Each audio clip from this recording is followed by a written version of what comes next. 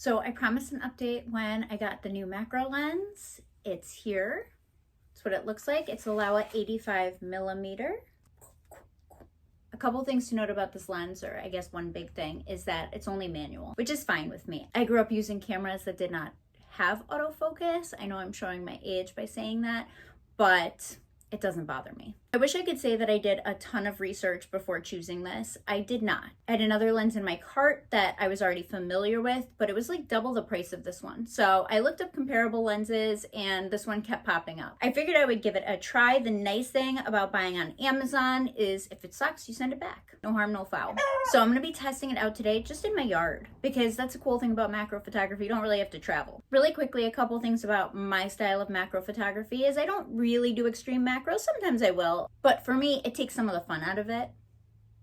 If I find a cool spider or a damselfly that's holding still long enough, then I'll stack the images. But generally speaking, I just try to find things that are doing their thing and try to get the best shots that I can. Another thing that I wanted to mention is that sometimes macro photographers have these like little cards. I don't know if you're familiar with them, but you just put like them on a little clamp and hold them up. I don't buy the cards. I have a wood shop. I have an abundance of wood. So I just paint some plywood and I make them into little squares, and I can create ombre effects and cool mossy effects and things like that. So I really enjoy doing that. But also, you can go online to like CMB acrylic or even like your local hardware store and get sheets of colored acrylic and metallic acrylic in all different colors: turquoise, greens, blues.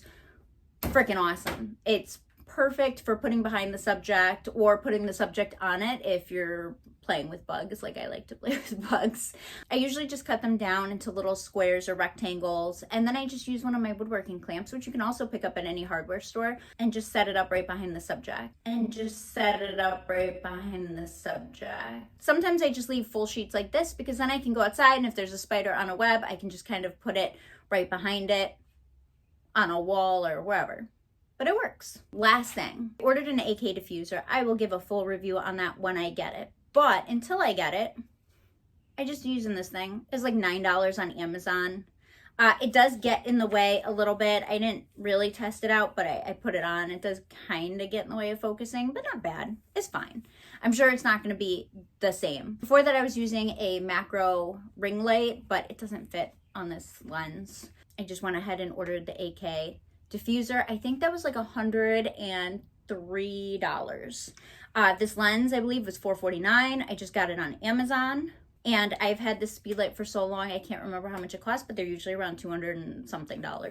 So we're going to take this and this, and we're going to see what we get. An hour around the yard. Just a heads up, an hour is going to be difficult for me because I like to take my time with macro photography and get a lot of pictures. But we're going to try. We're going to set a timer.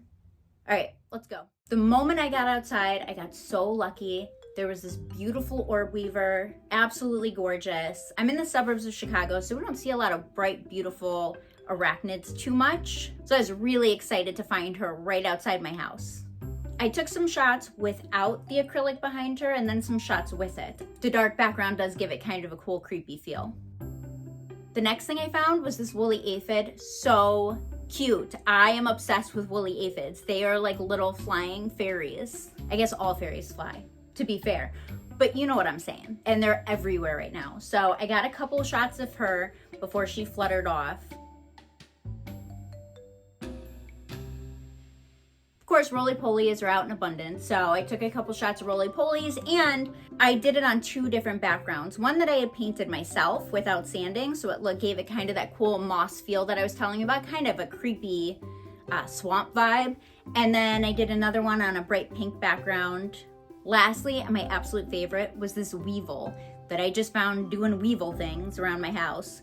So I picked him up, put him on this piece of gold acrylic, and got these awesome shots with his reflection. This was by far my favorite one.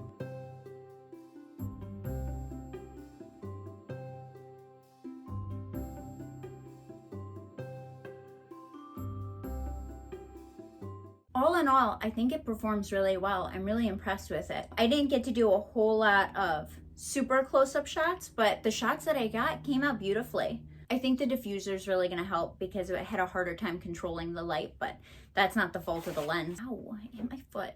I think the diffuser is going to help a lot, but I get some beautiful shots with this lens. Do you own this lens? If so, let me know what you think about it. Let me know if there's another lens by them that you like better or just as much, and I can add it to my list.